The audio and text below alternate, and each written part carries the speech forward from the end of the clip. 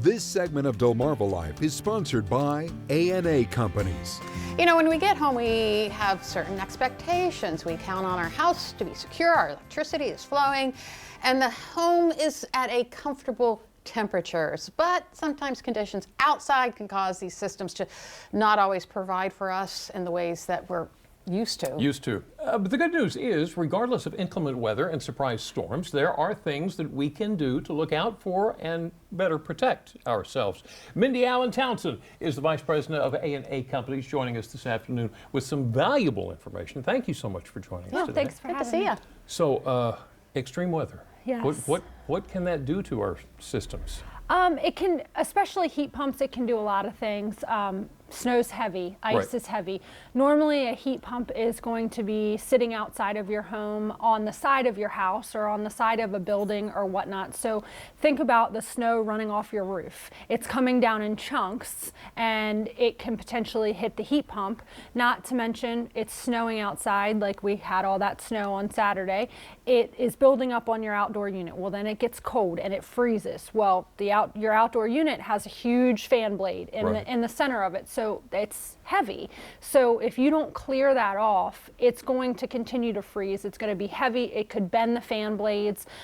It's not letting the unit defrost properly because the snow is just sitting around on it. The same goes for the base of the unit. You know, a heat pump defrosts given right now 2 to 3 times an hour. So it shuts down, blows air conditioning, and the auxiliary heat kicks on and it defrosts the outdoor unit.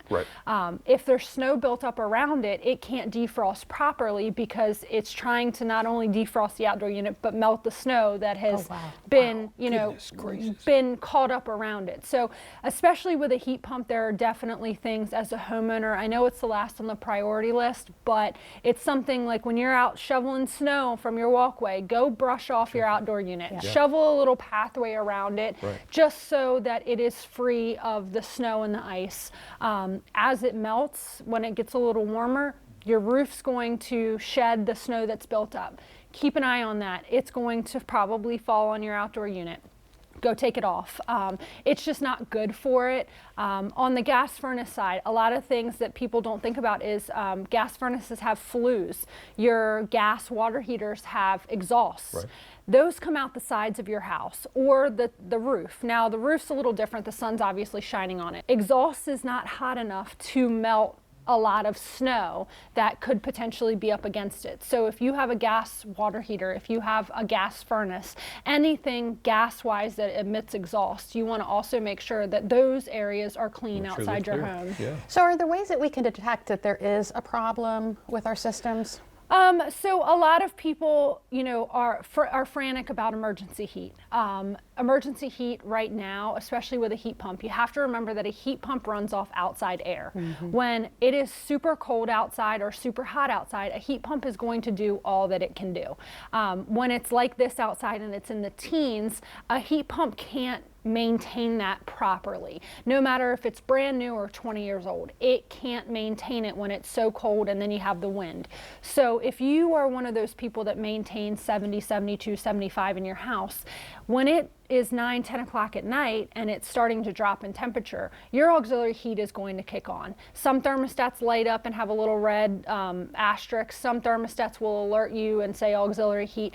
That is completely normal. That's what it's there for. It is there as a backup heat source to help your heat pump. And then also if your heat pump fails, it will give you a source of heat to keep it above freezing. Last time I talked about them and I showed an auxiliary heat package. It basically is just coils that are straight electric heat that heat up.